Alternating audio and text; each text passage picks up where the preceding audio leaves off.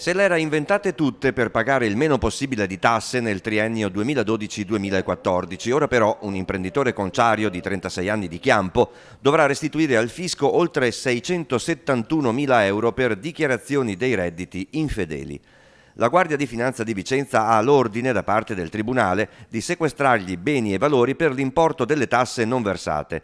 Le verifiche fiscali risalgono al 2016. Le Fiamme Gialle di Arzignano avevano riscontrato nella contabilità e nelle dichiarazioni dei redditi dell'imprenditore l'inserimento di passivi inesistenti, di costi e voci di spesa inserite ma mai contabilizzate, con fatture che il 36enne non ha ancora oggi esibito agli ispettori.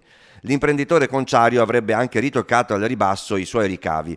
Tutte queste operazioni gli avrebbero permesso di abbattere consistentemente l'utile e quindi di ottenere un debito risparmio di imposte da pagare pari precisamente a 671.867 euro. La Procura ipotizza perciò il reato di dichiarazione infedele e quindi nei giorni scorsi ha emesso un provvedimento di sequestro dei saldi dei conti correnti bancari dell'uomo e della porzione di un fabbricato di sua proprietà.